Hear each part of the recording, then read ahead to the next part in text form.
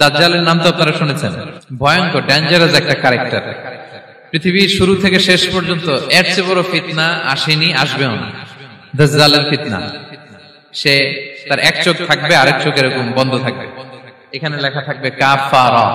কোনোভাবেই তাকে দমানো যাবে না, হত্যা করা যাবে না। আল্লাহ নবী ঈসা আলাইহিস সালাম তাকে হত্যা করবেন। তো যে ব্যক্তি সূরা কাহাফ তেলাওয়াত করবে, সূরা কাহাফের প্রথম 10 আয়াত বিশেষ করে মুখস্থ রাখবে, আল্লাহ তাআলা উসিমা মিন ফিতনাতিদ দাজ্জাল, দাজ্জালের ফিতনা থেকে তাকে বাঁচাবেন। দাজ্জাল আমাদেরকে যে সমস্ত জিনিস দিয়ে ফিতনায় ফেলবে, ওই ফিতনাগুলোর সলিউশন আল্লাহ তাআলা সূরা কাহাফের ভিতরে রেখে দিয়েছেন।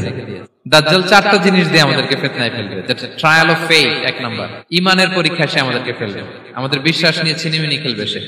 এটার সলিউশন আছে সূরা কাহাফ, আমি বলবো আস্তে আস্তে।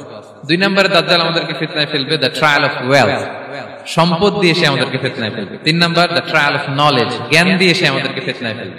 4 নম্বর দ্য ট্রায়াল অফ পাওয়ার, ক্ষমতা দিয়ে সে আমাদেরকে ফিতনায় ফেলবে। দাজ্জাল 4টা জিনিস দিয়ে আমাদেরকে পরীক্ষায় ফেলবে। কয়টা? 1 হচ্ছে ইমানি পরীক্ষা, 2 হচ্ছে সম্পদ দিয়ে পরীক্ষা, 3 হচ্ছে জ্ঞান দিয়ে পরীক্ষা, 4 হচ্ছে ক্ষমতা দিয়ে পরীক্ষা। সে ইমানের পরীক্ষায় আমাদেরকে ফেলবে। সে এসে বলবে আমি তোমার রব, এবং এটা প্রমাণ করার জন্য যা যা দরকার আল্লাহ তাআলা তাকে সব দিবেন। সে বলবে আমি তোমার রব। যদি বিশ্বাস না হয়, তোমার বাবাকে যদি জীবিত করে বিশ্বাস করবে? অনেকে বলবে হ্যাঁ আমার আব্বাকে জীবিত করে দেখান। তো তার বাবাকে ঠিকই সে জীবিত করে ফেলবে। আসলে শয়তান তার বাবার সূরত নিয়ে সামনে দাঁড়াবে, আরে তাই তো, এটাই তো আমার বাবা, এটাই তো আমার দাদা। মানুষ ফিতনায় পড়ে যাবে, ইমানের ফিতনায়। সে ভাববে আসলে এটাই বোধহয় আমার রব, এবং তাকে এত ক্ষমতা দেয়া হবে, তার ডান দিকে থাকবে জান্নাত, বাঁ দিকে জাহান্নাম। তার কাছে আল্লাহ এটা দিবে, যে তার কথা শুনবে তাকে সে জান্নাতে ঢুকাবে, কিন্তু জান্নাতে ঢুকে সে জাহান্নামের শাস্তি ভোগ করবে। এটা তার বাইরের মানুষ বুঝবে না, অ্যাপারেন্টলি এটা জান্নাত। আর যে তাকে মানবে না, তাকে সে জাহান্নামে ফেলবে, কিন্তু জাহান্নামে ঢুকলেও সে জান্নাতের নাজ নেয়ামত ভোগ করবে। তাহলে এই যে ইমানের ফিতনায় সে ফেলে দিবে আমাদেরকে। তো ইমান কি করে বাঁচাবো, এটা সলিউশন আমি শোনাবো আপনাদের। 2 নম্বরে সে আমাদেরকে সম্পদ দিয়ে ফিতনায় ফেলবে। যার যা লাগবে সে তাই দিতে পারবে, যা লাগবে। সে যদি আকাশকে বলে আকাশ বৃষ্টি দাও, যাকে তারা মানবে ওই এলাকায় বৃষ্টি হবে, সুজলা সুফলা শস্য শ্যামলা হবে সে সমস্ত এলাকা, ফল মূলে ভর্তি হবে, বরকত আর বরকত। আর যে এলাকার লোকেরা, জনপদের লোকেরা তাকে মানবে না, সে বলবে ওখানে বৃষ্টি হবে না, হবেও না, ওখানে খরা, দুর্ভিক্ষ, মাটি ফেটে চলছে, মানুষ না খেয়ে মরবে, মহামারী, দুর্ভিক্ষ দেখা যাবে। তখন বিশ্ববাসী মনে করবে এটাই বোধহয় আমাদের রব। তার মানে সম্পদ দিয়ে ফিতনায় ফেলে দিবে। 3 নম্বর হচ্ছে নলেজ, তার জ্ঞানের কাছে গোটা বিশ্ব হার মানবে। পূর্বের পরের যত জ্ঞান আছে সব আল্লাহ তাকে দিবে। ইলমুল আউয়ালিন ওয়াল আখিরিন, এমন কোন প্রশ্ন নেই যেটা দিয়ে তাকে আটকানো যায়। যাই জিজ্ঞেস করবেন সব জানতা, সব বলে দেয়। ভবিষ্যৎবাণী বলে দিবে, বলবে আগামীকাল ওইখানে অমুক দেশে বোমা বিস্ফোরণ হবে, হবে ওইখানে, ওখানে দুর্ভিক্ষ হবে, হবে ভূমিকম্প হবে, হবে। সে যা বলবে তাই হবে। তার জ্ঞানের এই বহর দেখে মানুষ ফিতনায় পড়ে যাবে। ক্ষমতা, তার ক্ষমতার সামনে সবকিছু একেবারে ছিন্ন বিচ্ছিন্ন হয়ে যাবে, এত ক্ষমতা হবে তার। সে যেমনটি বলবে তেমনটি করতে হবে। বাতাসের চেয়ে দ্রুত বেগে সে এক দেশ থেকে আরেক দেশে চলে যাবে। তো তার এই সমস্ত অলৌকিক ক্ষমতা দেখে মানুষ ফিতনায় পড়ে যাবে। এবং এই ফিতনা, এই পরীক্ষার মুহূর্তগুলোতে মানুষ কিভাবে নিজেকে ধরে রাখবে তার সলিউশন আল্লাহ তাআলা সূরা কাহফে দিয়েছেন। এই 4টা ফিতনা থেকে বাঁচার জন্য আল্লাহ সূরা কাহফে 4টা ঘটনা উল্লেখ করেছেন। আপনারা অনেকে দেখে থাকবেন যে সূরা কাহফের মধ্যে একটা শব্দ আছে ওয়ালিয়াতালাত্তাফ। যারা কোরআন পড়েছেন দেখে থাকবেন, না দেখলে আজকে বাসায় যে দেখবেন, একটা শব্দ আছে ওয়ালিয়াতালাত্তাফ। দেখবেন কোরআনের মধ্যে এই শব্দটা বোল্ড করা, মোটা কালি দিয়ে লেখা, bold. This is the middle of the holy Quran. এটা কোরআনের একেবারে মাঝখানে এই শব্দটা। এর আগে যত আয়াত তার পরে ঠিক তত আয়াত। সুবহানাল্লাহি বিহামদিহি। This is the middle of the holy Quran, এবং এটা সূরা কাহফের মধ্যে আছে। ওয়ালিয়াতালাত্তাফ শব্দটা আপনারা দেখবেন। এবং এই সূরাটা নবুয়তির 5ম বৎসরে নাজিল হয়েছিল, আবিসিনিয়াতে, হিজরতের পূর্বে। তখন সাহাবীদের উপর, নমুসলিম সাহাবাদের উপর কঠিন অত্যাচার চলতেছিল, ভয়ঙ্কর ধরনের অত্যাচার। তো এই সূরাটা নাজিল করে আল্লাহ তাআলা আমাদেরকে সান্ত্বনা দিলেন এবং বুঝাতে চাইলেন এই অত্যাচার, এই জুলুমের শিকার শুধু তোমরাই হচ্ছ না, এর আগেও হয়েছে অনেকে। 7 জন যুবক ছিল রোমান সাম্রাজ্যে, তারা তাদের ঈমান বাঁচানোর জন্য এরকম কষ্টের শিকার হয়েছিল, এবং তারা যে স্বপ্ন দেখেছিল সেই স্বপ্ন আল্লাহ তাআলা বাস্তবায়ন করেছেন। তো এই ঘটনাগুলো শুনিয়ে বেসিক্যালি মক্কার যে নও-মুসলিম সাহাবারা, তাদেরকে আল্লাহ তাআলা সান্ত্বনা দিচ্ছিলেন যে ফ্রাস্ট্রেটেড হওয়ার কিছু নেই। ওয়ালা তাহিনু ওয়ালা তাহজানু ওয়া আনতুমুল আ'লাউনা ইন কুনতুম মুমিনিন, হতাশ হবে না, চিন্তিত হবে না, বিজয় তোমাদেরই হবে যদি তোমরা মুমিন হও, যদি তোমরা বিশ্বাসী হও, তোমাদের ঈমানের দাবিতে যদি তোমরা সত্যবাদী হও। এই সূরাটা নাযিলের একটা প্রেক্ষাপট আছে। মক্কার কুরাইশরা কোনোভাবেই যখন রাসূল সাল্লাল্লাহু আলাইহি ওয়াসাল্লামকে দমাতে পারছিল না, তখন তারা প্ল্যান করলো যে আমরা মদিনাতে যে মদিনার ইহুদিদের কাছ থেকে কিছু জেনে আসি, কারণ মক্কাবাসীদের নবী, রাসূল, ওহী, আখিরাত এগুলোর ব্যাপারে কোনো ধারণা ছিল না। তো ফলে তারা কুরাইশরা নজর ইবনে হারিস এবং উকবা ইবনে আবি মুঈত এই দুইজনকে পাঠালো, তোমরা মদিনায় যাও, মদিনায় ইহুদিরা থাকে, ইহুদিদের কাছে তাওরাত নাজিল হয়েছিল, they have idea regarding prophets and আখিরাত, আখিরাত কি, নবী কি, এগুলোর আইডিয়া তাদের আছে। তো তাদের দুইজনকে পাঠালো যে তোমরা যে তাদের জিজ্ঞেস করো যে আমাদের জ্ঞাতি ভাইদের মধ্যে থেকে একজন তো নবী দাবি করে, সে কি আসলে নবী কিনা, আমরা কিভাবে বুঝবো? তো যেই চিন্তা সেই কাজ, তারা গেল মদিনাতে, মক্কা থেকে মদিনায়, যে খুলে বললো যে আমাদেরই এক ছেলে, আমাদেরই এক লোক বয়স 40 হওয়ার পর থেকে বলে আমি নবী, আমার কাছে ওহী আসে, আল্লাহ আমার কাছে বাণী পাঠায়, আর তিনি আমাকে বাণী বাহক করে পাঠিয়েছেন তোমাদের কাছে, এটা আসলে সত্য কিনা, আমরা একটু কনফিউশনে আছি। তো ইহুদিরা বলল তোমরা যে তাকে 3টি প্রশ্ন করবে, যদি উত্তর দিতে পারে বুঝবে সত্য নবী। 1 নম্বরে জিজ্ঞেস করবে যে মুহাম্মদ বলো তো আসহাবে কাহাফ কারা, আসহাবে কাহাফ সম্পর্কে তোমরা কি জানো? মানে গুহাবাসী 7 জন যুবক এই গুহার ভিতরে আশ্রয় নিয়েছিল ঈমান বাঁচানোর জন্য। মুহাম্মদ তুমি যদি সত্য নবী হও বলো এই ঘটনাটা কি। 2 নম্বরে তাকে জিজ্ঞেস করবে জুলকারনাইন বাদশা সম্পর্কে কি জানে, সে কিছু জানে কিনা। 3 নম্বর তাকে জিজ্ঞেস করবে মা হুয়া রূহ, রূহ কি, যে রূহটা দেহে ঢুকলে মানুষ নড়ে চড়ে, প্রাণবন্ত একটা অ্যানিমেশন থাকে, এটা বের হয়ে গেলে সে ডেড বডি, লাশ হয়ে পড়ে থাকে। What is the origin of রূহ, স্পিরিট। এই 3টা প্রশ্নের উত্তর যদি জানে তাহলে আসলে সে সত্য নবী। তারা এসে জিজ্ঞেস করলো মুহাম্মদ বলো আসহাবে কাহাফ কারা, বলো জুলকারনাইন কে, বলো রূহ কি। এই 3টা প্রশ্নের উত্তর যদি করতে পারো তাহলে বুঝবে তুমি সত্য নবী। রাসূল সাল্লাল্লাহু আলাইহি ওয়াসাল্লাম বললেন ঠিক আছে যাও, আগামীকাল উত্তর বলে দেব। তিনি ইনশাআল্লাহ বলতে ভুলে গেলেন। রাসূল সাল্লাল্লাহু আলাইহি ওয়াসাল্লামের ধারণা ছিল প্রতিদিনই তো জিবরাইল কোরআনের আয়াত নিয়ে আসে, তো তারই ধারাবাহিকতায় আগামীকাল আসবে, আমি জিজ্ঞেস করে নিব এই 3টা প্রশ্নের উত্তর। তারপরের দিন সবাই এসে হাজির, কিন্তু জিবরাইল আলাইহিস সালাম আসেনি। রাসূল সাল্লাল্লাহু আলাইহি ওয়াসাল্লাম একটু বিব্রতকর পরিস্থিতিতে বললেন, তারা বলল তুমি তো আজকে অ্যাপয়েন্টমেন্ট দিয়েছো, ডেট দিয়েছো, বলো উত্তর বলো। রাসূল সাল্লাল্লাহু আলাইহি ওয়াসাল্লাম বলল আজকে না, আগামীকাল বলে দিলাম। রাসূল সাল্লাল্লাহু আলাইহি ওয়াসাল্লাম ইনশাআল্লাহ কথাটা মনে করতে পারতেছেন না। এরপরের দিনও তারা এসে হাজির, কিন্তু রাসূল সাল্লাল্লাহু আলাইহি ওয়াসাল্লাম উত্তর দিতে পারতেছেন না। তারপরের দিন এভাবে পিছাচ্ছেন, রাসূল সাল্লাল্লাহু আলাইহি ওয়াসাল্লাম ডেট দিচ্ছেন, এভাবে 1 দিন 2 দিন 3 দিন না 15 দিন। কয় দিন?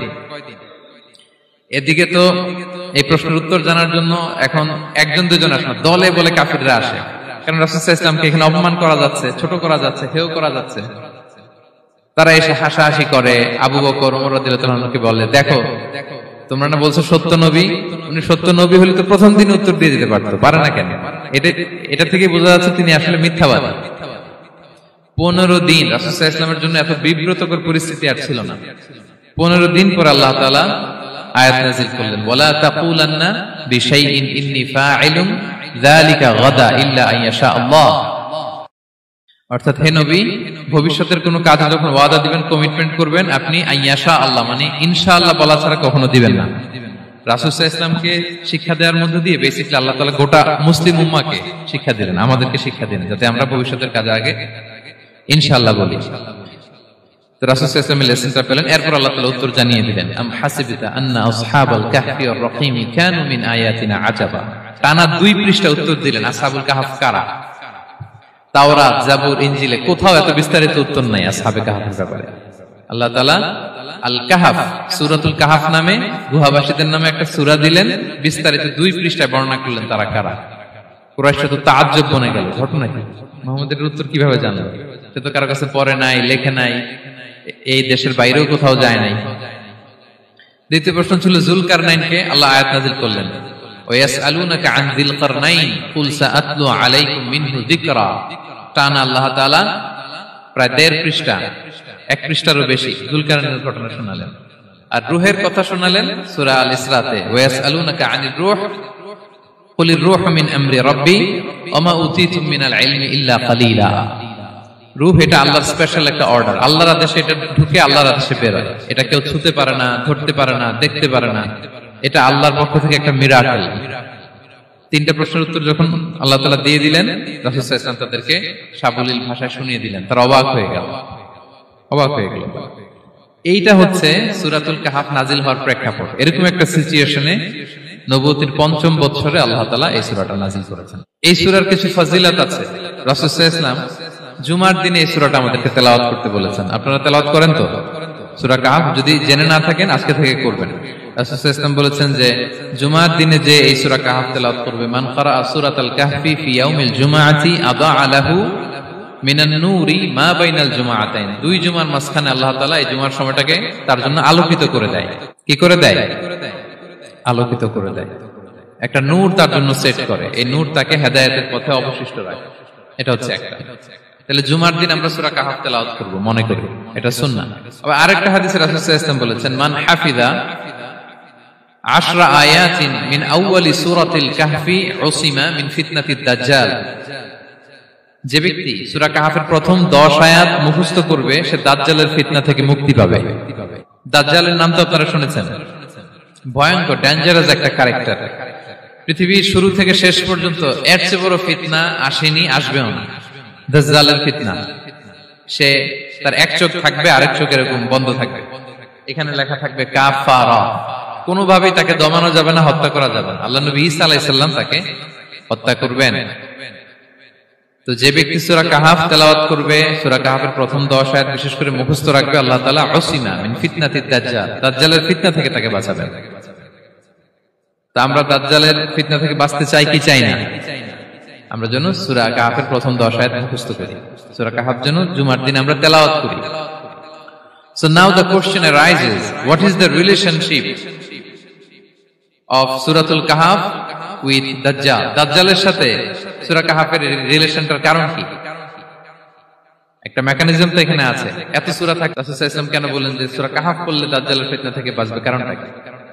এর কারণ হচ্ছে দাজ্জাল আমাদেরকে যে সমস্ত জিনিস দিয়ে ফিতনায় ফেলবে, ওই ফিতনাগুলোর সলিউশন আল্লাহ তাআলা সূরা কাহাফের ভিতরে রেখে দিয়েছেন। দাজ্জাল 4টা জিনিস দিয়ে আমাদেরকে ফিতনায় ফেলবে। যেটা ট্রায়াল অফ ফেথ, এক নাম্বার। ঈমানের পরীক্ষা সে আমাদেরকে ফেলবে, আমাদের বিশ্বাস নিয়ে ছিনিমিনি খেলবে সে।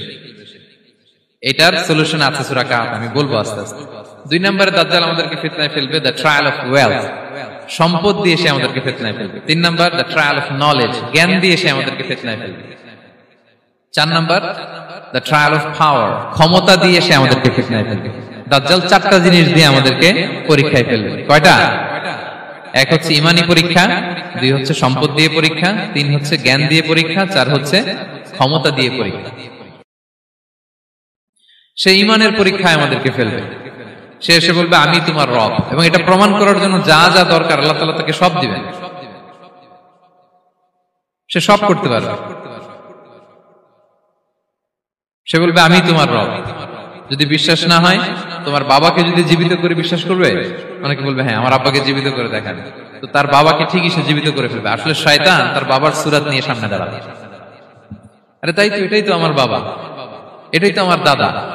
মানুষ ফিতনায় পড়ে যাবে, ঈমানের ফিতনায়। সে ভাববে আসলে এটাই বোধহয় আমার রব, এবং তাকে এত ক্ষমতা দেয়া হবে, তার ডান দিকে থাকবে জান্নাত, বাঁ দিকে জাহান্নাম। তার কাছে আল্লাহ এটা দিবে। যে তার কথা শুনবে তাকে সে জান্নাতে ঢুকাবে, কিন্তু জান্নাতে ঢুকে সে জাহান্নামের শাস্তি ভোগ করবে। এটা তার বাইরের মানুষ বুঝবে না, অ্যাপারেন্টলি এটা জান্নাত। আর যে তাকে মানবে না তাকে সে জাহান্নামে ফেলবে, কিন্তু জাহান্নামে ঢুকলেও সে জান্নাতের নাজ নেয়ামত ভোগ করবে। তাহলে এই যে ঈমানের ফিতনায় সে ফেলে দিবে আমাদেরকে। তো ঈমান কি করে বাঁচাবো, এটা সলিউশন আমি শোনাবো আপনাদের। 2 নম্বরে সে আমাদেরকে সম্পদ দিয়ে ফিতনায় ফেলবে। যার যা লাগবে সে তাই দিতে পারবে, যা লাগবে। সে যদি আকাশকে বলে আকাশ বৃষ্টি দাও, যাকে তারা মানবে ওই এলাকায় বৃষ্টি হবে, সুজলা সুফলা শস্য শ্যামলা হবে সে সমস্ত এলাকা, ফল মূলে ভর্তি হবে, বরকত আর বরকত। আর যে এলাকার লোকেরা, জনপদের লোকেরা তাকে মানবে না, সে বলবে ওখানে বৃষ্টি হবে না, হবেও না। ওখানে খরা, দুর্ভিক্ষ, মাটি ফেটে চলছে, মানুষ না খেয়ে মরবে, মহামারী, দুর্ভিক্ষ দেখা দেবে। তখন বিশ্ববাসী মনে করবে এটাই বোধহয় আমাদের রব। তার মানে সম্পদ দিয়ে ফিতনায় ফেলে দিবে। 3 নম্বর হচ্ছে নলেজ, তার জ্ঞানের কাছে গোটা বিশ্ব হার মানবে। পূর্বের পরের যত জ্ঞান আছে সব আল্লাহ তাকে দিবে। ইলমুল আউয়ালিন ওয়াল আখিরিন, এমন কোন প্রশ্ন নেই যেটা দিয়ে তাকে আটকানো যায়। যাই জিজ্ঞেস করবেন সব জানতা, সব বলে দেয়। ভবিষ্যৎবাণী বলে দিবে, বলবে আগামীকাল ওইখানে অমুক দেশে বোমা বিস্ফোরণ হবে, ওইখানে ওখানে দুর্ভিক্ষ হবে, ভূমিকম্প হবে, সে যা বলবে তাই হবে। তার জ্ঞানের এই বহর দেখে মানুষ ফিতনায় পড়ে যাবে। 4 নম্বর হচ্ছে দ্য ট্রায়াল অফ পাওয়ার, ক্ষমতা। তার ক্ষমতার সামনে সবকিছু একেবারে ছিন্ন বিচ্ছিন্ন হয়ে যাবে, এত ক্ষমতা হবে তার। সে যেমনটি বলবে তেমনটি করতে হবে, বাতাসের চেয়ে দ্রুত বেগে সে এক দেশ থেকে আরেক দেশে চলে যাবে। তো তার এই সমস্ত অলৌকিক ক্ষমতা দেখে মানুষ ফিতনায় পড়ে যাবে। এবং এই ফিতনা, এই পরীক্ষার মুহূর্তগুলোতে মানুষ কিভাবে নিজেকে ধরে রাখবে তার সলিউশন আল্লাহ তাআলা সূরা কাহফে দিয়েছেন। এই 4টা ফিতনা থেকে বাঁচার জন্য আল্লাহ সূরা কাহফে 4টা ঘটনা উল্লেখ করেছেন। কয়টা? 1 নাম্বার হচ্ছে আসহাবে কাহফ, যুবকদের ঘটনা, 7 জন যুবকদের ঘটনা। ঈমান কি করে বাঁচাবেন, সলিউশন ওখানে। সম্পদের ফিতনা থেকে কিভাবে নিজেকে বাঁচাবেন, এজন্য একজন বাগানওয়ালার ঘটনা আল্লাহ সেখানে বলেছেন। জ্ঞানের ফিতনা থেকে কি করে বাঁচবেন, এজন্য আল্লাহ তাআলা মুসা আলাইহিস সালাম এবং খিজির আলাইহিস সালামের ঘটনা সেখানে উল্লেখ করেছেন। আর ক্ষমতার ফিতনা থেকে কি করে বাঁচবেন এটা বোঝানোর জন্য আল্লাহ তাআলা যুলকারনাইনের ঘটনা উল্লেখ করেছেন। 4টা ফিতনা থেকে বাঁচার জন্য কয়টা ঘটনা? 4টা ঘটনা। আমরা তাহলে একটা একটা করে ঘটনা শুনি, আমরা একটু উদ্ধার করার চেষ্টা করি যে কি কি সলিউশন আল্লাহ তাআলা আমাদের বাতলে দিলেন। 1 নম্বর হচ্ছে আসহাবে কাহফের ঘটনা। এটা 250 খ্রিস্টাব্দের সময়কালে রোমান সাম্রাজ্যের একজন বাদশা ছিল, নাম দাকিয়ানুস, প্রতাপশালী বাদশা, পৌত্তলিক, মূর্তির পূজা করে। ঈসা আলাইহিস সালাম বিদায় নিয়েছেন, 250 বছর হলো। তো সব নবীর ধর্মই কিন্তু ইসলাম, যদিও আমরা নাসারা বলি, ইহুদি বলি, সব নবীদের ধর্মই কি ইসলাম। তো তিনি ছিলেন পৌত্তলিক, মূর্তির পূজা করত। আর তার এলাকায় কেউ যদি ঈসা আলাইহিস সালামের নাম নিত, আখিরাতে বিশ্বাস করত, আল্লাহ বিশ্বাস করত, তাদেরকে তারা পাথর মেরে হত্যা করত। এজন্য ভয়ে কেউ ঈসাই ধর্মে ঈমান আনত না, মানে ইসলামে ঈমান আনত না। এই রাজার ভয়ে সবাই মূর্তির পূজা করত। কিন্তু 7 জন যুবক ছিল, তারা স্রোতে গা ভাসিয়ে দেয়নি, স্রোতের বিপরীতে তারা ঈমান নিয়ে দাঁড়িয়েছে। তারা ঈসা আলাইহিস সালামের রেখে যাওয়া সত্য ধর্মের উপর ঈমান এনেছিল, আখিরাতে তারা বিশ্বাস করত। তো এই 7 জন যুবকের কথা ছড়াতে ছড়াতে রাজা দাকিয়ানুসের কাছে চলে যায়। উনি তো রেগে মেগে আগুন ডেকে পাঠালো 7 জনকে। তো তাদেরকে জিজ্ঞেস করলো, তোমরা কাকে মানো? বলতেছে এক আল্লাহকে মানি। সাহসী, খুবই সাহসী। বলতেছে তুমি কি জানো তোমরা কার সামনে কথা বলতেছো? আমি তো তোমাদেরকে মৃত্যুদণ্ড দিতে পারি। তারা বলে দেন, কিন্তু আমরা সব বিসর্জন দিলেও ঈমান বিসর্জন দিতে পারবো না। সুবহানাল্লাহ। তিনি বললেন, তোমরা যুবক মানুষ, রক্ত গরম, আবেগে কথা বলতেছো, 3 দিন সময় দিলাম, যাও, ঈসার নাম ভুলে যাও, আখিরাত ভুলে যাও, আল্লাহর নাম ভুলে যাও। 3 দিন পরে তোমাদেরকে আবার ইন্টারভিউ নেব। ওই দিন যদি একই কথা বলো, পাথর মেরে 7 জনকে দুনিয়া থেকে উড়িয়ে দেব। তারা চলে গেল। এবার 7 বন্ধু মিলে পরামর্শ করতে লাগলো, কি করতে পারি আমরা, এই গুণে ধরা সমাজকে আমরা কিভাবে বাঁচাবো, এই পৌত্তলিকতার ছোবল থেকে এই ইফসিস নগরীকে বাঁচাবো কি করে। নগরীটার নাম ছিল ইফসিস নগরী। বর্তমানে এটা তুরস্কের ইজমির শহরে অবস্থিত। এখনো জায়গাটা প্রত্নতাত্ত্বিকদের ওই ইয়েতে এটা সংরক্ষিত, এখনো টুরিস্টরা যায়। তো তারা বলল, আমরা ঈমান বিসর্জন দিব না, যদি আমরা ওদের কথা মেনে নিই আমরা তো মুশরিক হয়ে গেলাম, চলো আমরা এক কাজ করি, আমরা এলাকা ছেড়ে দিই। এই 7 যুবক আল্লাহর উপর ভরসা করে তারা বাড়ি ঘর আত্মীয় স্বজন সব ছেড়ে দিয়ে, লোকালয় ছেড়ে দূরে একটা পাহাড়ের ভেতরে আশ্রয় নিল। পাহাড়ের ভেতরে একটা গুহা ছিল, এই গুহাকে আরবিতে বলে আল কাহাফ। কি বলে? এই সূরার নাম কি? সূরাতুল কাহাফ। তো তাদের সাথে সাথে একটা কুকুরও যাচ্ছিল। তারা বারবার তাড়িয়ে দেওয়ার চেষ্টা করতেছিল কুকুরটাকে, যাতে না যায়, কিন্তু কুকুর শুধু কান্না করে তাদের সাথে যাওয়ার জন্য ঘেউ ঘেউ করতেছিল। এই কুকুরটাকেও সাথে নিল। ভালো মানুষদের সাথে থাকলে কি হয় দেখেন, এই কুকুরের কথা, যেহেতু 7 জন ইমানদারের সাথে একটা কুকুর ছিল, এই কুকুরের কথা আল্লাহ সূরাতুল কাহাফে উল্লেখ করে দিয়েছেন। ওয়া কালবুহুম বাসিতুন যিরাআইহি বিল ওয়াসি।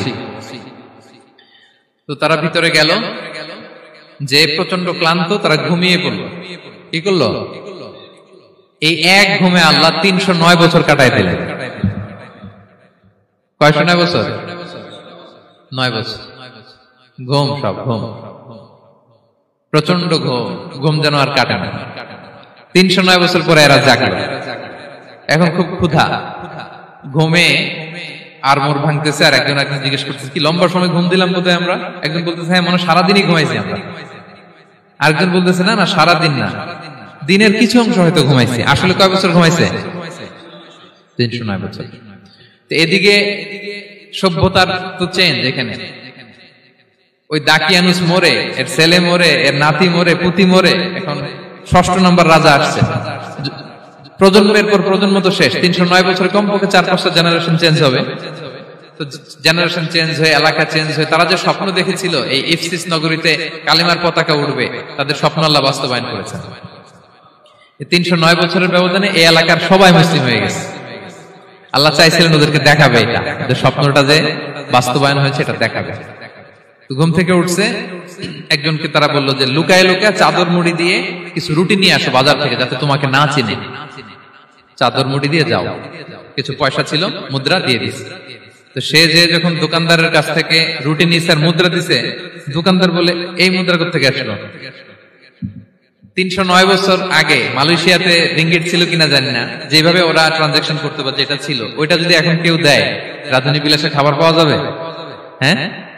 তো রুটিওয়ালা বলে তুমি বর্তমান সময়ের মুদ্রা দাও, এটা দিচ্ছ কেন? বলতেছে এটা তো বর্তমান সময়ের মুদ্রা। বলতেছে এই যে মুদ্রার মধ্যে দেখো কোন সালের সিল দেওয়া, এটা তো শত শত বছর আগে। বলতেছে কি বলে শত বছর আগে? আমি তো আজকে সকালেই বাজার করলাম, ওই বাজার করে যে টাকাগুলো ছিল ওইটাই তো পকেটে। বলতেছে বলে কি? নিশ্চয়ই তুমি গুপ্তধনের সন্ধান পেয়েছো, হিডেন ট্রেজার।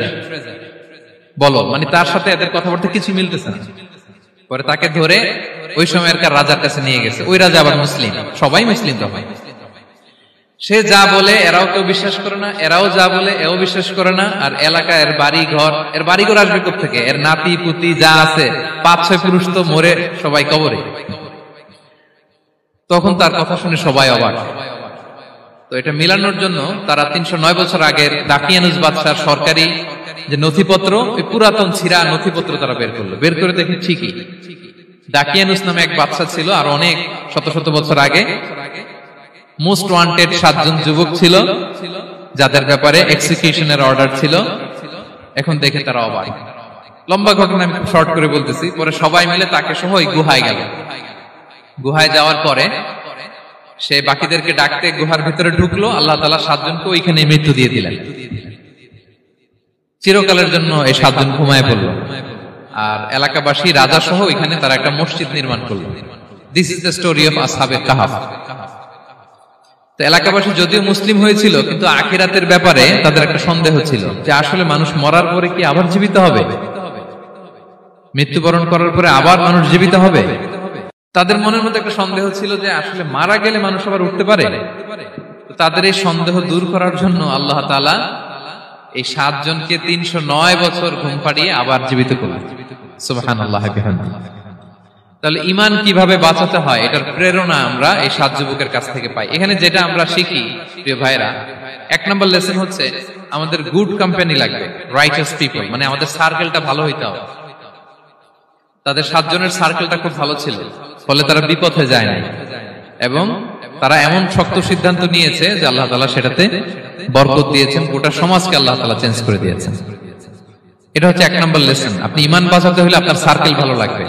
খুঁজবেন যে এলাকায় যাবেন ওখানে নামাজি সার্কেল কারা আছে, ওখানে জ্ঞানী গুণী সার্কেল কারা আছে, ওখানে ভালো কাজ করতে চায়, একে অপরকে সহযোগিতা করে, কল্যাণের পথের যাত্রী কারা আছে খুঁজতে হবে আপনাকে। খুঁজে ওই সার্কেলে আপনি যুক্ত হবে, তাইলে ঈমান বাঁচানো যাবে। ক্লিয়ার? 2 নাম্বার হচ্ছে conflict between believers and disbelievers it's universal. সত্য মিথ্যার লড়াই এটা চিরন্তন, আজীবন থাকবে। এটা ওনাদেরও ছিল, এখনো আমাদের লড়াই করে যেতে হচ্ছে, আমাদের ভবিষ্যৎ প্রজন্মও করবে। এই লড়াইটা আমরা করে যেতে চাই। কি বলেন? হ্যাঁ, থামা যাবে না? আমরা থামতে আসিনি, আমরা এই লড়াইটা করে যাব। আমরা সত্যের কথা বলেই যাব ইনশাআল্লাহ। বলেন। 3 নাম্বার হচ্ছে যে লেসনটা আমরা পাই, অনেকগুলো লেসন, আমি খুব প্রেসাইজলি বলতেছি।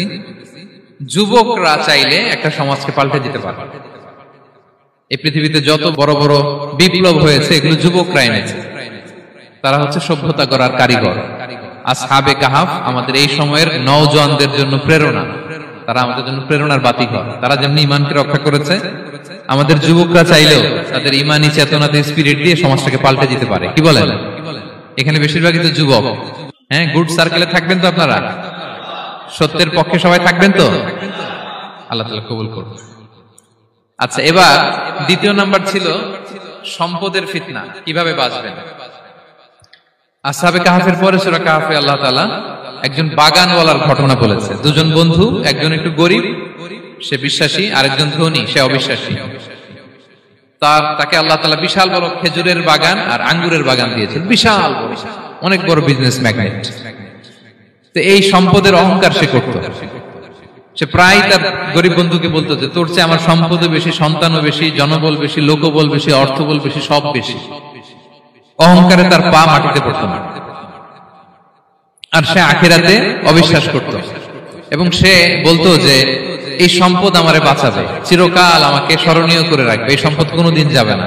অনেক বড় বড় ধনীরা আছে, তারা এরকম মনে করে যে আমি এত বড় সিআইপি, হ্যাঁ, আমি এত বড় বিজনেস ম্যাগনেট, এই দিন বোধহয় আর চেঞ্জ হতে পারে না, আমার আজীবনই বোধহয় এত পাওয়ার থাকবে, এত সম্পদ থাকবে। এটা ভুল ধারণা। এটা কি ভুল ধারণা?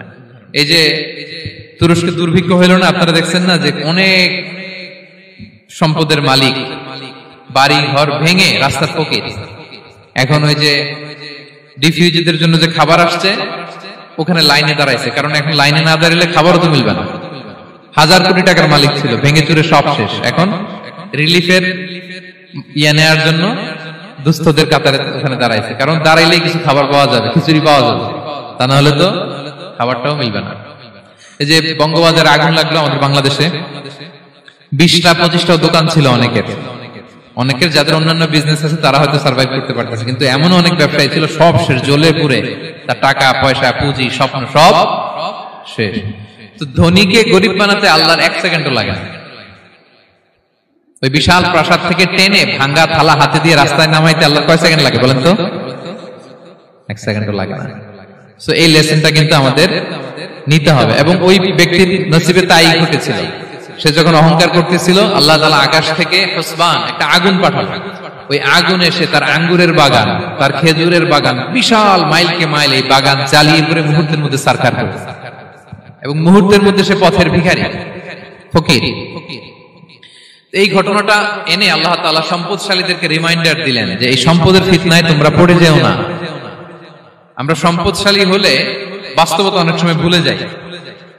সূরাতুল হুমাজাতে আল্লাহ তাআলা বলেন ইয়াহসাবু আন্না মালাহু আখলাদা। সম্পদশালীরা মনে করে এই সম্পদ আমাকে চিরকাল বাঁচিয়ে রাখবে, চিরকাল বোধহয় এই সম্পদ আমার হাতে থাকবে। না, এটা হাতের ময়লা, আজ আছে কাল নাই, যে কোনো সময় চলে যেতে পারে।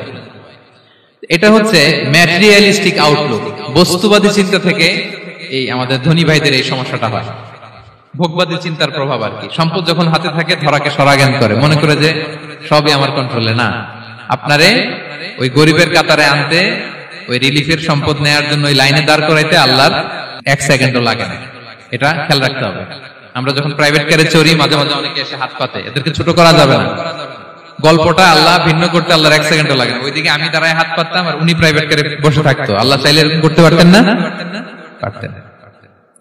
তো এখান থেকে আমাদের জন্য শিক্ষা হচ্ছে সম্পদ এটা ক্ষণস্থায়ী, আজ আছে কাল নাই। এটা ক্ষণস্থায়ী, এটাকে এভারলাস্টিং মনে করা যাবে না। এভারলাস্টিং হচ্ছে আখিরাত। ওয়ালাল আখিরাতু খায়রুল লাকা মিনাল উলা। আখিরাত তোমার জন্য দুনিয়ার চেয়ে শ্রেষ্ঠ। এবং আল্লাহ তাআলা দৃষ্টান্ত একটা দিয়েছেন যে দুনিয়ার জীবনটা হচ্ছে কামা, ওই পানির মতো যেটা আনজালনাহু মিনাস সামা, আকাশ থেকে নাজিল করেছি। ওই পানি ক্ষেতের মধ্যে পড়ে ফসল, ফুল ফসল হয়েছে। এরপরে যখন ফসল কাটা হয়, ওই ক্ষেত খামার এগুলো তৃণলতা হয়ে যায়, ভুসির মতো হয়ে যায়। তখন বাতাসের ঝাপটায় একবার এদিকে যায়, একবার ওদিকে যায়। অনেক লম্বা উপমা, আমি সংক্ষেপে বললাম। তো শেষ আউটপুটটা হচ্ছে এটা, সম্পদ এটা মুহূর্তেই চলে যেতে পারে। সম্পদ উপার্জন জায়েজ আছে, মুসলিমরা সম্পদ উপার্জন করতে পারবে, কোনো অসুবিধা নাই। আপনি যদি ধনী হন এটা ভালো, ফলে আপনি যাকাত দিতে পারবেন, অসহায় দুস্থদের সহায়তা করতে পারবেন, কন্ট্রিবিউট করতে পারবেন। আপনি সম্পদ হাতের মুঠোয় নেবেন, কন্ট্রোল করবেন, কিন্তু এই দিকে স্থান দিবেন না। দ্যাটস ইট, তাহলেই হবে। আমরা সম্পদ কি করতে পারবো? উপার্জন করতে পারবো, কিন্তু হৃদয়ে স্থান দিতে পারবো না। হৃদয়ে স্থান থাকবে আখিরাতে। এই মাইন্ডসেট যদি আপনি গড়ে তোলেন তাহলে সম্পদের ফিতনা আপনি কখনো পড়বেন না। এই পয়েন্টটা কি ক্লিয়ার সবার? ক্লিয়ার। 3 নাম্বার ফিতনা ছিল কিসের ফিতনা দেখি কে বলতে পারে? প্রথমটা হচ্ছে বিশ্বাস বা ঈমানের ফিতনা, 2 নাম্বার হচ্ছে সম্পদের ফিতনা, 3 নাম্বার জ্ঞানের ফিতনা। জ্ঞানেরও কিন্তু ইলমেরও একটা গরম আছে, যার ইলম আছে তার মধ্যে এই সমস্যাটা কাজ করে। সেটার জন্য আল্লাহ তাআলা মুসা আলাইহিস সালাম খিজির আলাইহিস সালামের ঘটনা বলেন। আমি খুব সংক্ষেপে বলবো, সময় কম। মুসা আলাইহিস সালাম হচ্ছে বনি ইসরাইলের নবী, আর খিজির আলাইহিস সালাম কেউ বলেছেন নবী, কেউ বলেছেন আল্লাহর ওলি। আসলে আরবিতে ওনার নাম খদির, আমরা বাংলায় বলি খিজির। খদির মানে সবুজ। উনি যে কোনো জায়গায় বসলে ওখানে মরা গাছ লতা পাতা এগুলো সবুজ হয়ে যেত, অনুর্বর এলাকার উপর দিয়ে হেঁটে গেলে ওটা উর্বর হয়ে যেত। তো মুসা আলাইহিস সালাম একবার ওয়াজ করতেছেন এইভাবে বনি ইসরাইলের সামনে, খুতবা দিচ্ছেন। হঠাৎ এক লোক দাঁড়ায় বলে, ইয়া নবী আল্লাহ, মান আ'লামু ফিল আরদ, বর্তমান পৃথিবীতে সবচেয়ে জ্ঞানী কে? মুসা আলাইহিস সালাম বলেন, ফাকালা আনা, আমি। কি বললেন? উনি আসলে ভুল কিছু বলেন নাই, কারণ প্রত্যেক জামানার নবীকেই আল্লাহ তাআলা সবচেয়ে বেশি জ্ঞান দিয়ে পাঠান, কারণ তার কাছে ওহীর জ্ঞান আসে, অদৃশ্যের খবর আসে, ইলমুল গায়ব আসে। কিন্তু এই উত্তরটা আল্লাহ তাআলার পছন্দ হয় না। আল্লাহ তাআলা চাচ্ছিলেন মুসা যদি বলতো আল্লাহ তাআলাই জানে কি জ্ঞানী বা আল্লাহই সবচেয়ে জ্ঞানী, এরকম হলে ভালো হতো। কিন্তু মুসা আলাইহিস সালাম কি বলছে? আমি। এখন প্রশ্ন করলো সবচেয়ে বড় জ্ঞানী কে? উনি কি বললেন? আমি। এই যে আমি এটাতে ঝামেলা আছে। আমি বড়, আমি জানি, আমি সব, দিস ইজ প্রবলেমেটিক। আল্লাহ এটা পছন্দ করলেন না। আল্লাহ তাআলা মুসা আলাইহিস সালামকে বললেন, মুসা তুমি যে বলছো তুমি জ্ঞানী, না তুমি জ্ঞানী না, তোমার চেয়ে বড় জ্ঞানী আছে। মুসা আলাইহিস সালাম বলে, তাই নাকি? আমার চেয়ে বড় জ্ঞানী কে? তো আল্লাহ তাআলা বললেন, ইযহাব ইলা মাজমাইল বাহরাইন, 2 সাগর বা 2 নদীর মিলনস্থলে যাও, ওখানে আমার এক বান্দা আছে তোমার চেয়েও জ্ঞানী। মুসা আলাইহিস সালাম বললেন, তাই নাকি? তো আল্লাহ, আমি কিভাবে চিনব উনি কোথায় থাকে, কিভাবে বুঝবো? আল্লাহ বললেন, একটা বড় মাছ নাও, এটাকে ফ্রাই করো, এটাকে ফ্রাই করে একটা ঝুড়ির ভেতরে নাও, যেখানে এই মাছটা সাগরে ঢুকে যাবে ওখানে আমার বান্দাকে পাবে। তো উনি ওনার সহযোগী ইউশা ইবনে নুনকে নিয়ে হাঁটতে লাগলেন। হাঁটতে হাঁটতে এক জায়গায় ক্লান্ত হয়ে পাথরের পাশে বিশ্রাম নিলেন। ওই পাথর থেকে আবার এক ধরনের পানি বের হয়, এই পানিটারে বলে আবে হায়াতের পানি, মাউল হায়াত, জীবন নদীর পানি। এই পানি কোনো মৃত প্রাণী বা বস্তুর গায়ে লাগলে ওটা জীবিত হয়ে যায়। তো ওনারা পাথরে হেলান দিয়ে বিশ্রাম নিচ্ছিলেন। ওই পানি ওই ফ্রাই করা মাছের গায়ে লাগার সাথে সাথে মাছ জীবিত হয়ে ঝুড়ি থেকে বের হয়ে সাগরে ঢুকে গেছে। ওনারা আর খেয়াল করেন না। এরপর আবার হাঁটতে লাগলেন। হাঁটতে হাঁটতে যখন ক্লান্ত তখন বলে, এই ইউশা, আমাদের ওই মাছ ফ্রাই মাছটা দাও, এখন খাই। ঝুড়ি খুলে দেখে মাছ নাই। মাছ গেল কোথায়? তখন ইউশা বলল, হয়তো আমরা যে পাথরের ওখানে বিশ্রাম নিয়েছিলাম ওখানে আমরা মিসিং, ওখানে হারাই ফেলছি। চলো চলো, আরে ওইদিকে তো যেতে হবে আমাদের। উনি গেলেন, যে দেখে মাছ যে জীবিত হয়ে বালুর দিকে নাড়াচাড়া করতে করতে সাগরে ঢুকে গেছে, ওখানে দাগ আছে। মুসা আলাইহিস সালাম ঢুকলেন সুরঙ্গ, ঢুকে দেখে চাদর গায়ে দিয়ে এক লোক শুয়ে আছে। সালাম দিলেন, আসসালামু আলাইকুম। ওই লোক চাদর আর সরায় না, ভিতর থেকে বলতেছে, ওয়া আলাইকুম আসসালাম। তো চাদরের ভিতর থেকে উনি বলে, মান আন, তুমি কে? মুসা আলাইহিস সালাম বললেন, আনা মুসা, আমি মুসা। উনি বলেন, মুসা বনি ইসরাইল, বনি ইসরাইলের মুসা? বলেন, হ্যাঁ। কেন এসেছো? এবার চাদর খুললেন। বলতেছে, আপনার কাছ থেকে কিছু শিখতে আসছি। আল্লাহ বলছে, আপনি নাকি সবচেয়ে বড় জ্ঞানী। আমি ভুল করে বলে ফেলছিলাম আমি। আল্লাহ বলছেন যে আপনি নাকি জ্ঞানী। বলতেছে, না, তুমি আমার জ্ঞান নিতে পারবে না, ওই ধৈর্য শক্তি তোমার নাই। মুসা আলাইহিস সালাম বললেন যে, আপনি যে কোনো শর্তে আমাকে একটু রাখেন কয়েকদিন আপনার সাথে, আমি রাজি। বললেন, না, তুমি পারবে না। মুসা আলাইহিস সালাম জোর করতে লাগলেন। অবশেষে খিজির আলাইহিস সালাম রাজি হলেন। বললেন, শর্ত হচ্ছে আমি যাই করি আর না করি আমাকে কোনো প্রশ্ন করা যাবে না। মুসা আলাইহিস সালাম বললেন, ওকে। সফর শুরু হলো। সামনে নদী, এক লোক তাদের নৌকা দিয়ে নদী পার করাই দিল। নদী পারাপারের পর খিজির আলাইহিস সালাম লাঠি দিয়ে নৌকার তলাটা ছিদ্র করে দিলেন। মুসা আলাইহিস সালাম বললেন, ইন্না লিল্লাহি, এটা আপনি কি করলেন? ওরা আমাদেরকে নদী পার করে দিল, আর যে ভাড়াটা আসছিল এটাও নিল না, আমাদেরকে সম্মান দেখালো, আপনি নৌকা ছিদ্র করে দিলেন। খিজির আলাইহিস সালাম বলছে, এই যে আমি বলছিলাম না তুমি ধৈর্য ধারণ করতে পারবো না, যাও, তোমার রাস্তায় তুমি, আমার রাস্তায় আমি। মুসা আলাইহিস সালাম আবার ক্ষমা চাচ্ছেন যে, আপনি আমার ক্ষমা করেন, আমি তো ভুলে গেছি, আর প্রশ্ন করবেন না। চলতে লাগলেন। হঠাৎ বাচ্চারা খেলতেছে, এক বাচ্চাকে ধরে হত্যা করলেন খিজির আলাইহিস সালাম। এবার তো মুসা আলাইহিস সালাম রেগে গেছে, আপনি করলেনটা কি? নিষ্পাপ ফুলের মতো শিশুকে হত্যা করলেন। খিজির আলাইহিস সালাম বলে, এই যে আমি জানতাম যে তুমি ধৈর্য ধারণ করতে পারবে না, তোমার রাস্তা এক, আমার রাস্তা এক, যাও। এবার মুসা আলাইহিস সালাম করজোর করতেছে যে this is the last chance, একটা ফাইনাল চান্স দেন, একটা সুযোগ দেন, আর আমি প্রশ্ন করব, এটাই লাস্ট। বললেন ওকে ঠিক আছে। হাঁটতে হাঁটতে এক ইহুদি বসতির সামনে যে হাজির, দুজনই খুব ক্ষুধার্ত, খাবার চাইলো, এরা আবার কৃপণ, খাবার দিল না। তো খিজির আলাইহিস সালাম বললেন ঠিক আছে, খাবার যেটা দিচ্ছেন আমরা চলে যাই। যাওয়ার পথে দেখতেছে এই এলাকার একটা দেয়াল ভেঙে পড়ে যাবে। তিনি বললেন মুসা চলো এটা ঠিক করে দেই। দুইজন মিলে প্রচন্ড ক্ষুধায় এটা সেটা এনে দেয়ালটা তৈরি করতেছে। মুসা আলাইহিস সালাম তো এমনি রাগী, পেটে আবার ক্ষুধা, আবার বলছে কিছু বলাও যাবে না। তিনি এবার প্রশ্ন করেন, বলতেছে ওরা এত কিপটামি করলো আর আপনি এটা করে দিলেন, আপনি তো চাইলে এটা টাকা নিতে পারতেন, পারিশ্রমিক নিতে পারতেন চাইলে। এই কথা বলার পর খিজির আলাইহিস সালাম বললেন হাযা ফিরাকু বাইনি ওয়া বাইনি, এখানেই তোমার আর আমার সেপারেশন, আর সামনে আগানো যাবে না, তোমার কোনো ধৈর্যই নাই। তো এতটুকু তোমাকে আমি বলি যে আমি একটাও আল্লাহর আদেশ ছাড়া করি নাই, আল্লাহর আদেশে আমি করেছি। কি? এক নম্বর হচ্ছে ওই যে আমাদের ভাড়া নিতে চাইলো না, আমাদেরকে পার করে দিল, নৌকাটা ছিদ্র করেছে, কারণ এই এলাকায় একজন জালিম বাদশা আছে, সে নৌকা পেলেই গরিব মাঝিদের নৌকা সিজ করে নিয়ে যায়। তো এটাকে যখন তলায় ছিদ্র করে দিছি, এই রাজার লোকেরা এসে দেখবে যে এটা তলা ছিদ্র, পানি ঢুকতেছে, এটা নিবে না, ওরা পরে সামহাও এটা রিপেয়ার করে চালাইতে পারবে। মুসা আলাইহিস সালাম বলে সুবহানাল্লাহ, তাই তো, এটা তো আমি বুঝতে পারি নাই। আর ওই ছোট শিশুটাকে হত্যা করছি, ও অনেক বড় জালিম হবে এলাকা, তার ফিতনায় এলাকাবাসী তটস্থ থাকবে, সে তার মা বাবাকেও জাহান্নামে নেবে, এজন্য আল্লাহ তাআলা আদেশ দিয়েছেন আমাকে, আল্লাহর আদেশে আমি তাকে হত্যা করেছি। মুসা আলাইহিস সালাম বললেন তাই তো, এটা তো অনেক ভালো কাজ করছেন তাইলে। তো বলতেছে তাহলে ওইটা বলেন, খাবারও দিল না, এত কৃপণ, এদের দেয়াল কেন ঠিক করতে গেলেন আপনি? তখন তিনি বললেন যে আসলে এটা একটা ইয়াতিমদের ঘর ছিল, দুইটা ইয়াতিম শিশু, তাদের বাবা মা খুব ভালো ছিল, আর এই দেয়ালের নিচে আছে গুপ্তধন, এই দেয়ালটা পড়ে যাবে, এই গুপ্তধন তারা ছোট মানুষ নিতে পারবে না, এলাকাবাসী তাদেরকে বঞ্চিত করে নিয়ে যাবে।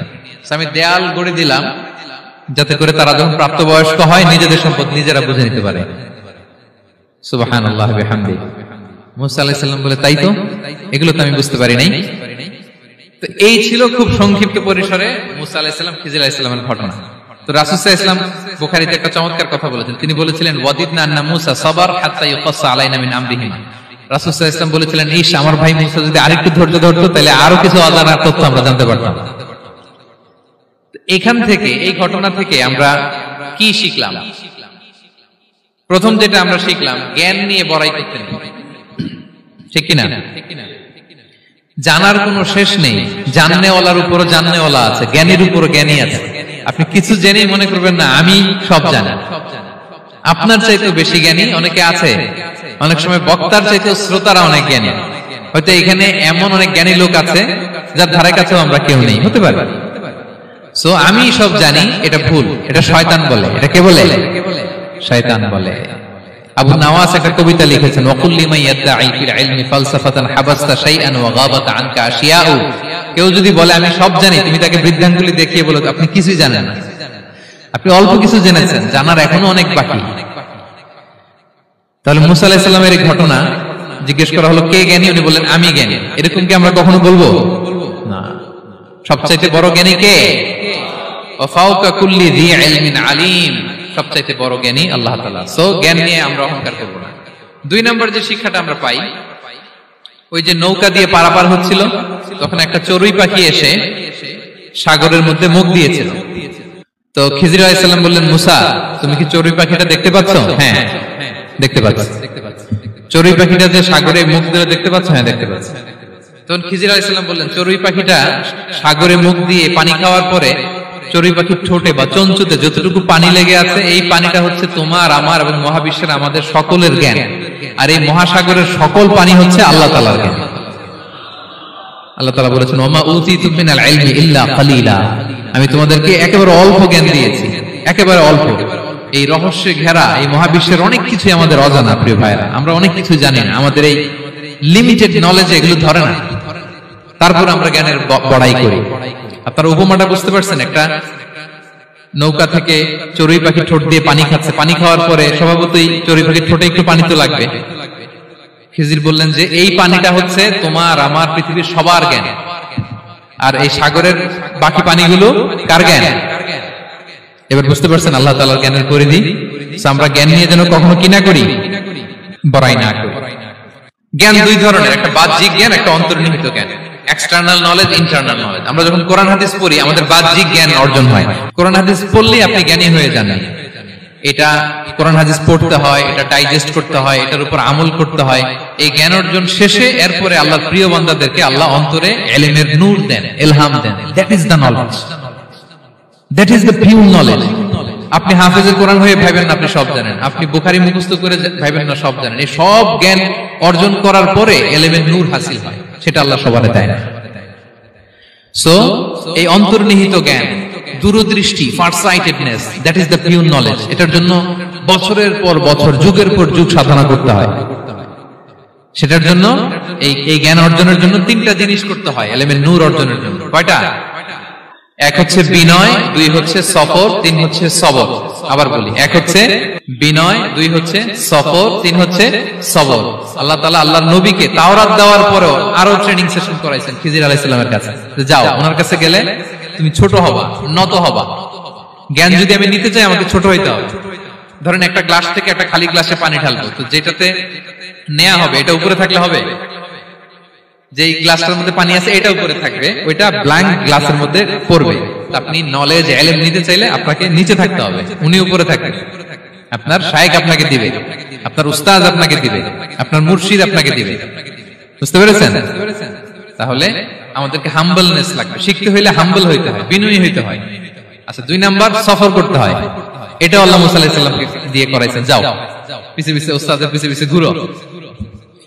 তো এজন্য সফর করতে হয়। এখন ঘরে বসে অনেক কিছু জানা গেল, উস্তাদের সান্নিধ্য লাগে, সফর করতে হয়। আমাদের ক্লাসিক আলেমরা হাদিস কালেকশনের জন্য শহরকে শহর সফর করতেন।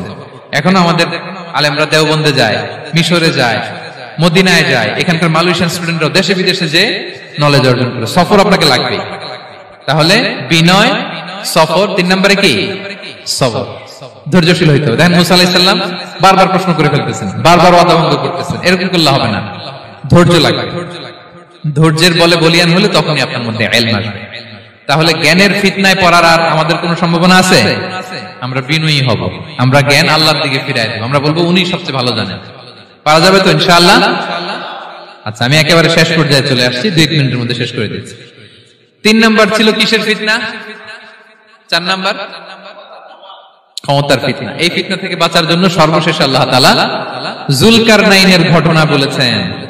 অনেক বড় বাদশা ছিলেন, পৃথিবীতে 4 জন বাদশা গোটা বিশ্ব শাসন করেছেন। 2 জন কাফির, 2 জন মুমিন। কাফির একজন হচ্ছে নমরুদ, যিনি ইব্রাহিম আলাইহিস সালামকে আগুনে ফেলেছিলেন। আরেকজন হচ্ছে বখতে নাসার, যাকে ইংরেজিতে বলে নেবুচারনেজার দ্য সেকেন্ড, দ্বিতীয় নেবুচারনেজার।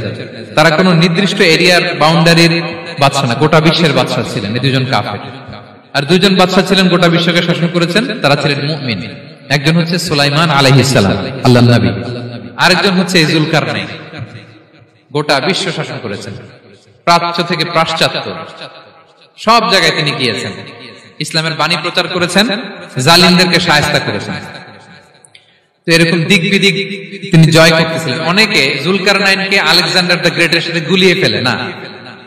ম্যাসিডোনিয়াতে যে আলেকজান্ডার দ্য গ্রেট ছিল, উনি আর যুলকারনাইন এক নন। যুলকারনাইন হচ্ছে আল্লাহ তাআলার প্রিয় একজন বান্দা, অনেক বড় সাহসী বীর পুরুষ ছিলেন, গোটা বিশ্বে ইসলাম প্রচার করেছেন। করতে করতে করতে করতে অনেক বড় ঘটনা, আমি সব শেষের ঘটনাটা বলি। উনি জর্জিয়া, বর্তমান যে জর্জিয়ার তিবলিসি এরিয়া, এখানে এসে একটা এলাকার সন্ধান পেলেন, যারা ওনাকে এসে বলল যে এখানে একটা জঙ্গলি গ্রুপ আছে যাদের নাম ইয়াজুজ মাজুজ, তারা এসে আমাদের উপর হামলা করে। হে যুলকারনাইন, আমরা আপনাকে ট্যাক্স কালেক্ট করে দিচ্ছি, আপনি তাদের মাঝে আর আমাদের মাঝে একটা প্রাচীর তৈরি করে দেন। আপনারা ইয়াজুজ মাজুজের নাম শুনেছেন না? ইংরেজিতে বলে গগ ম্যাগগ। নূহ আলাইহিস সালামের 4 সন্তান ছিল, হাম, সাম, ইয়াফাস, কানাআন। এই ইয়াফাসের বংশধর হচ্ছে ইয়াজুজ মাজুজ, জঙ্গলি, হাজার হাজার শুধু বংশ বিস্তার করে। তারা এসে লোকালয়ে মানুষের উপর আক্রমণ করে, তাদের গবাদি পশু এগুলো ছিনিয়ে নেয়, ফলমূল খেয়ে ফেলে। তো যুলকারনাইন বাদশার কাছে যখন বিচার দেওয়া হলো, উনি বললেন ঠিক আছে, তোমাদের ট্যাক্স দেয়া লাগবে না, তোমরা শারীরিক পরিশ্রম করে আমাকে সাহায্য করো। তো উনি বর্তমানে হচ্ছে এক পাশে কৃষ্ণ সাগর, ব্ল্যাক সি, আরেকদিকে কাস্পিয়ান হ্রদ বা কাস্পিয়ান সাগর, এর মাঝখানে 1200 কিলোমিটার লম্বা মাউন্টেন রেঞ্জ, পাহাড়ি এরিয়া, আপনারা গুগলে দেখবেন। এইখানে দুই পাহাড়ের মাঝখানে ফাঁকা জায়গায় তিনি বড় বড় লোহার পাত প্রথিত করলেন, গেড়ে দিলেন। এরপরে তামা, সীসা গালিয়ে বিশাল একটা ওয়াল তৈরি করলেন। এটা জুলকারনাইন উনার বানানো ওয়াল বা ড্যাম, প্রাচীর। এখন আর ইয়াজুজ মাজুজ আসতে পারে না, ওরা আর আসতে পারে না। ওরা প্রতিদিন এটা ভাঙার চেষ্টা করে, কিন্তু ভাঙতে ভাঙতে আরেকটু ভাঙলেই ভেঙে যাবে। ওরা বলে আগামীকাল ভেঙে ফেলবে, ইনশাল্লাহ বলতে ভুলে যায়। এজন্য এরপরের দিন এসে দেখে আবার এটা আগের মতো হয়ে আসছে। কিয়ামতের আগ দিয়ে ওদের মধ্যে এই ইনশাআল্লাহর প্রেরণা আসবে। তাদের একজন বলে উঠবে আগামীকাল ইনশাআল্লাহ আমরা এটা ভেঙে খান খান করে দেব, ঠিকই ভেঙে ফেলবে। তখন তারা ভেঙে চুরে কুটি কুটি ইয়াজুজ মাজুজের দল এসে হামলে পড়বে। সামনে পড়বে তাবারিয়া সাগর, একদল এসে তাবারিয়া সাগর এমন ভাবে খাবে, এই দল যাওয়ার পরে আরেক দল এসে এখানে যে সাগরে যে পানি ছিল এটা কল্পনাই করতে পারবে না। তারা পৃথিবীতে ফিতনা ফাসাদ করবে। ঈসা আলাইহিস সালাম তখন আসবেন, দোয়া করবে আল্লাহ তাআলার কাছে মুমিনরা, একটা মহামারী দিবে আল্লাহ তাআলা ইয়াজুজ মাজুজের মধ্যে, ওরা মরে যাবে সব। এরপর বিশাল এক পাখি এসে তাদেরকে আল্লাহর মর্জি মাফিক এমন এক জায়গায় ফেলে আসবে, কেউ জানবে না। তো তারা যে পচে গলে মাটির সাথে মিশেছিল, এই গলিত লাশ থেকে মাটি খুব উর্বর হয়ে যাবে। এরপর আল্লাহ তাআলা পৃথিবীর মধ্যে বারাকা দিবেন, কিছু রোপণ করলে তাড়াতাড়ি ফুলে ফেপে বড় বড় ফলমূল হচ্ছে। তো এটা কিয়ামতের আলামতের অন্য কোন আলোচনায় হয়তো আমরা বলবো। তো জুলকারনাইন তিনি বিশাল এখানে প্রাচীর তৈরি করে দিয়েছিলেন, এবং প্রাচীর তৈরি করে দিয়ে তাদেরকে বলেছিলেন যে যতদিন আল্লাহ তাআলা চাইবেন এটা থাকবে, এবং যেদিন আল্লাহ তাআলার আদেশ আসবে এটা ভেঙে খান খান হয়ে যাবে। তার মানে দেখেন এত পাওয়ারফুল, এত শক্তিশালী, এত ক্ষমতাধর হওয়ার পরেও তিনি তার ক্ষমতাকে কার দিকে ফিরিয়ে দিয়েছেন? যে আল্লাহ যতদিন চাইবে এই প্রাচীর টিকে থাকবে, যেদিন আল্লাহ তাআলার আদেশ আসবে এই প্রাচীর ভেঙে খান খান হয়ে যাবে। আমরা ক্ষমতার দেখা পেলে, চেয়ার একটা পেলে আমরা যেন জালিম হয়ে না উঠি, এটা হচ্ছে এখান থেকে শিক্ষা। আমরা যেন জুলুম না করি। উনি সম্পদের মালিক ছিলেন, ক্ষমতার মালিক ছিলেন, কিন্তু উনি যে আল্লাহর বান্দা এটা ভুলে যান নাই। আমরা যখন ক্ষমতাশীল হই, আমরা যখন প্রধানমন্ত্রী হই, আমরা যখন প্রেসিডেন্ট হই, আমরা যখন পাওয়ারফুল হই, আমাদের সবচেয়ে বড় পরিচয় যে আমরা আব্দুল্লাহ, আল্লাহর গোলাম, এটা আমরা ভুলে যাই। আমাদের আসল পরিচয় কি? আমরা আল্লাহর গোলাম। আমরা যে আল্লাহর গোলাম, এই চিন্তাটা, এই সেন্সটা যদি আমাদের মাথায় থাকে, তাহলে ক্ষমতা আমাদেরকে দাম্ভিক বানাতে পারে না, আর ওই ক্ষমতা আমাদেরকে ফিতনায়ও ফেলবে না। তাহলে সম্মানিত সুধী, দাজ্জাল কয়টা জিনিস দিয়ে আমাদেরকে ফিতনায় ফেলবে? চারটা। দ্য ট্রায়াল অফ ফেইথ, ঈমানের পরীক্ষা; দ্য ট্রায়াল অফ ওয়েলথ, সম্পদ দিয়ে পরীক্ষা; দ্য ট্রায়াল অফ নলেজ, জ্ঞানের পরীক্ষা; দ্য ট্রায়াল অফ পাওয়ার, ক্ষমতার পরীক্ষা। আর ঈমানের পরীক্ষায় উত্তরণের জন্য আল্লাহ তাআলা আমাদেরকে এই সূরায় আসহাবে কাহফের ঘটনা শুনিয়েছেন, যে 7 জন যুবক তারা তাদের ঈমানকে হেফাজত করেছিল। সম্পদের ফিতনা থেকে বাঁচানোর জন্য আল্লাহ তাআলা আমাদেরকে এক বাগানওয়ালার কাহিনী জানিয়েছেন, যে সম্পদ পেয়ে তোমরা দাম্ভিক হয়ে যাও না, এটা আজ আছে কাল থাকবে না। জ্ঞানের পরীক্ষা থেকে আমাদের মুক্তির জন্য আল্লাহ তাআলা অনেক বড় করে আল্লাহ নবী মুসা আলাইহিস সালাম এবং খিজির আলাইহিস সালামের ঘটনা শুনিয়েছেন, আমাদের বুঝিয়েছেন যে আমাদেরকে বিনয়ী হতে হবে, জ্ঞানের জন্য সফর করতে হবে এবং সবর করতে হবে। সবশেষে আল্লাহ তাআলা ক্ষমতার ফিতনা থেকে বাঁচানোর জন্য ক্ষমতাধর, আমরা তো একটা দেশের মালিক হই এখন, অমুক দেশের প্রেসিডেন্ট, অমুক দেশের প্রধানমন্ত্রী, উনি গোটা বিশ্বের প্রতাপশালী রাজা ছিলেন জুলকারনাইন। তারপরেও উনি যে আব্দুল্লাহ, উনি যে আল্লাহর গোলাম, এটা তিনি ভুলে যাননি।